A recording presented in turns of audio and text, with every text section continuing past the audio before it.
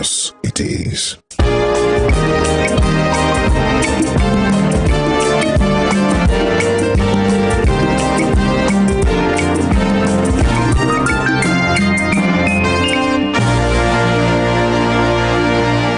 The infrastructural turnaround of Osun is certainly not in happenstance.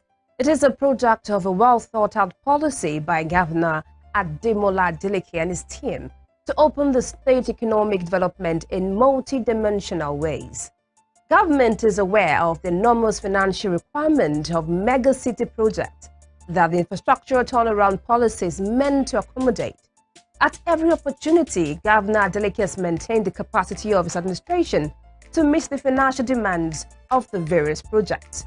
Works are going on unabated in various sites of the mega project, while other outside the mega city reforms initiative are also being carried out. It is envisaged that by the time the Adeleke administration completes the first 4 years of its 8-year tenure, the dream of making Osun State a hub of socio-economic and tourism activities will be clearly defined for a deserving second term in office. This is the second edition, episode 27 of a Living Spring Update, a multi-sectoral assessment of government performance in the state. My name is Tomilola Daniel Uranko, concluding the Ministry of Works activities on road constructions in the state.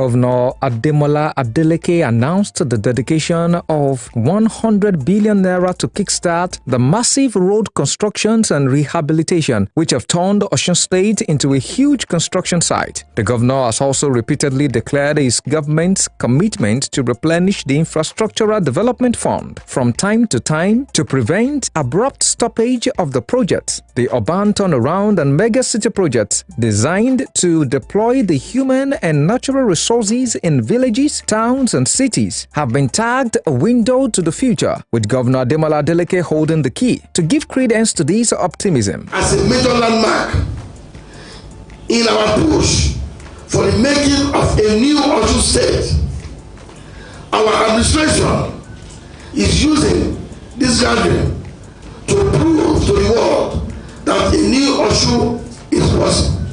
Come on now.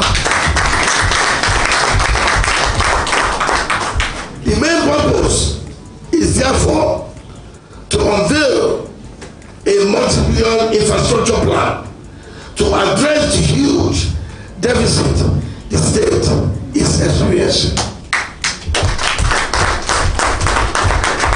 Sound infrastructure is a condition for economic growth and development. Let me declare here that the infra plan is purely state-sponsored without any loan from financial institutions.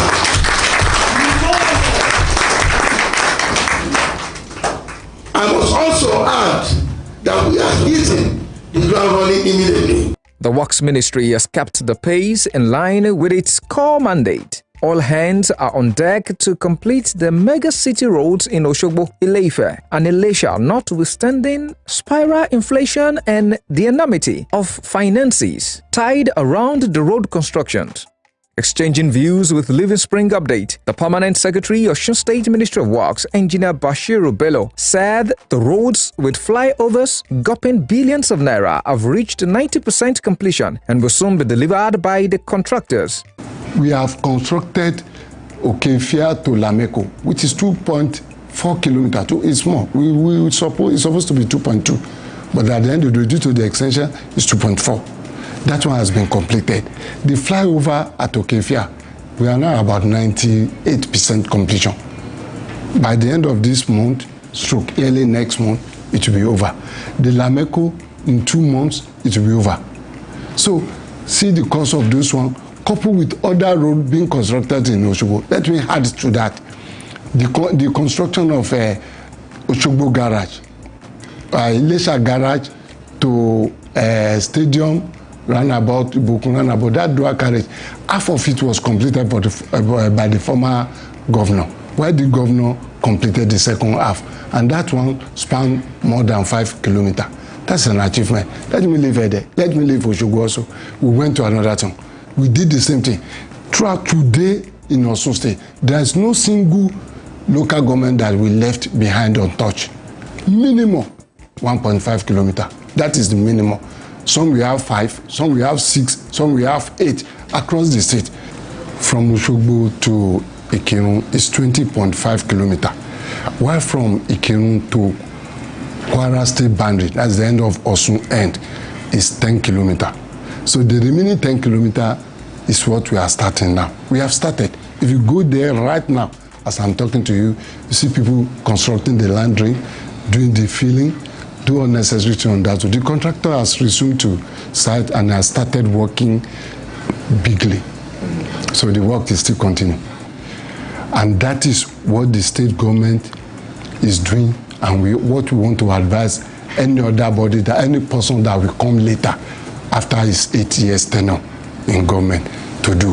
Wherever he stops, another person should continue from that place. That is the first agenda he has in mind. That is why he was able to join, to start from where my distinguished former past, the second part, that's Ogbeni Aregbesola stopped. Aregbesola did 10 kilometers from Old Garage Osogbo to Machine Tools Dagbolu Junction. And the distinguished governor Adeleke, completed it to Ikirun. That's another 10.5 kilometers. That is continuity. The same thing, the one I mentioned the other time, that is Elisha Garage to OSBC Junction, Kebale to Testing Ground.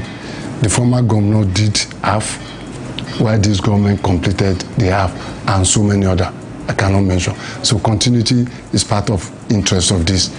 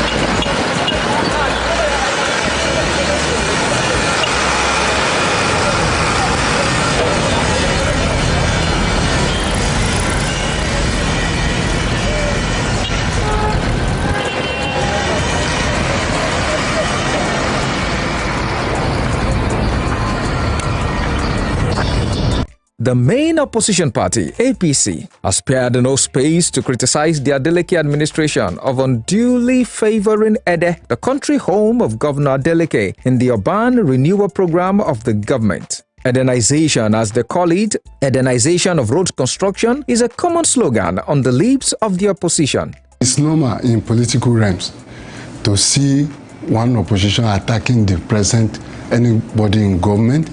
Just it's a kind of inspiration the way I see it. Like I've rightly said, I firstly said, I said we have completed 6 to 9 kilometers in Ede. Osogbo, that's the only dual carriage we did in Ede. You can't see any other dual carriage.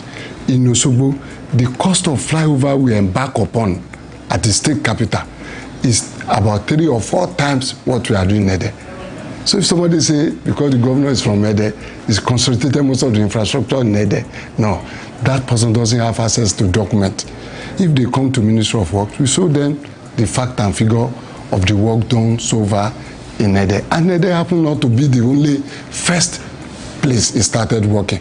When he came on board, he started from Osogbo to Ikeno. And that is complete dualization of 10 kilometers. The one we did Ede is not up to 10 kilometers. So it's not concentrating the infrastructure in Ede alone. So don't mind anything you hear about that, it's just a political gunshot. Most of these things are being supervised, managed by the indigenous professionals. Even, let's talk about the state, the Ministry of Works. See the type of engineer we have, the civil engineer, the mechanical engineer, the electrical engineers. There's no foreigner here. Look around, even the contractor. We are using the indigenous contractor to execute most of this project, and we are achieving it at the very minimal cost with relative standard VAT. We are blessed. Osun State has been blessed. I pray everybody comes together to move the state forward. The road dualization with flyovers embarked upon by the state government is not a strange phenomenon in urban renewal, but the massive scale of construction speak of novelty in a singular effort by a government to link the city centers of Osun State together, apart from connecting the cities to rural communities in the state. Again, critics of the Adeleke administration massive infrastructural project have faulted the inclusion of what they described as a faulty decision in funding the construction of flyovers rather than deploying such monies to open internal roads. The Ministry of Works, according to its directors, highways engineer Maruf Ojebode, has acted professionally in recommending the inclusion of flyovers in the megacity roads in Osogbo and Ile-Ife, adding that the positive effect of the mega project will be felt immediately after completion.